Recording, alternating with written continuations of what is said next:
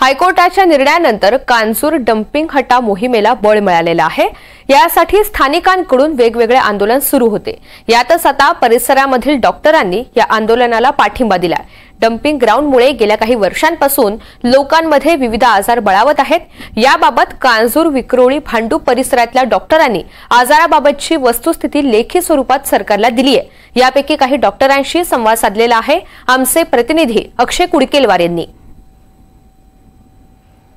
महानगरपालिकेच्या ताब्यात असणारी कांजूर डम्पिंग ग्राउंडची जागा पूर्ववत करून ती वन विभागाकडे हस्तांतरित करावी अशा प्रकारचा आदेश उच्च न्यायालयाने दिलेला आहे। आणि उच्च न्यायालयाच्या आदेशानंतर आता हे डम्पिंग ग्राउंड बंद व्हावे, हे डम्पिंग ग्राउंड या ठिकाणी वरनं हटवण्यात यावे, यासाठी स्थानिक सर्वपक्षीय लोकप्रतिनिधी असतील, यासोबतच स्थानिक विक्रोळीकर, कांजूर मार्ग, भांडूप येथील रहिवासी असेल, यांच्या माध्यमातून डम्पिंग ग्राउंड हटाव मोहिमेला सुरुवात झालेली आहे। आणि विशेष म्हणजे या डम्पिंग ग्राउंड हटाव मोहिमेला या ठिकाणच्या सगळ्याच स्थानिक डॉक्टरांच्या संघटनेने पाठिंबा दिलेला आहे। नेमकं या गेले अनेक वर्षे या ठिकाणी असणाऱ्या डम्पिंग ग्राउंडमुळे स्थानिकांच्या आरोग्यावर मोठा परिणाम होतोय असं या डॉक्टरांनी सरकारला लिहिलेल्या पत्रामध्ये म्हटलेलं आहे। आपल्यासोबत त्यापैकी काही डॉक्टर्स आहेत, त्यांच्याशी आपण बातचीत करणार आहोत। सर, एकूणच आपण जर बघितलं तर डम्पिंग ग्राउंडमुळे स्थानिकांच्या आरोग्यावर काय परिणाम होत होता आणि आता तुम्ही या मोहिमेला पाठिंबा देत आहात? सगळ्यात पहिले तर बेसिक गोष्ट ही आहे की जो संध्याकाळी खूप फाऊल आणि ऑर्डर येतो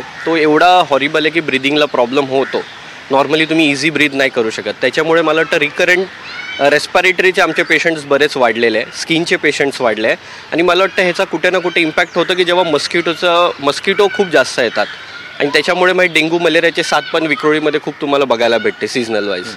तर तुमचं नेमकं या सगळ्या संदर्भात काय निरीक्षण आहे? आणि आता डम्पिंग ग्राउंड, कारण ज्यावेळी डम्पिंग ग्राउंड या ठिकाणी आलं असेल, लोकवस्ती कमी होती, आता लोकवस्ती वाढत चाललेली आहे, आता तुमची काय भूमिका असेल सरकारकडे?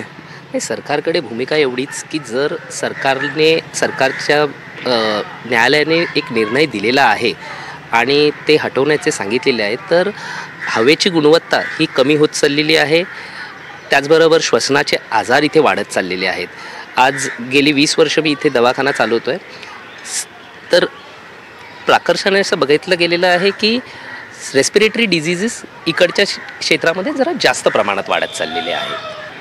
सर, तुमचं नेमकं या सगळ्या संदर्भात काय म्हणणं आहे? आणि आता न्यायालयानेच आदेश दिलेला आहे, तुमची लढाई कशी असणार आहे हे डम्पिंग ग्राउंड या ठिकाणावरून हटवण्यासंदर्भात? गेल्या 5-6 वर्षामध्ये आम्हाला आढळून आलेलं आहे की आमच्या या परिसरामध्ये फुफ्फुसाचे आजार म्हणजे रेस्पिरेटरी डिसीजेस खूप जास्त प्रमाणात वाढलेले आहेत। आणि हे स्पेसिफिकली टार्गेट करतात मोठ्या प्रमाणात वृद्ध माणसांना आणि लहान मुलांना।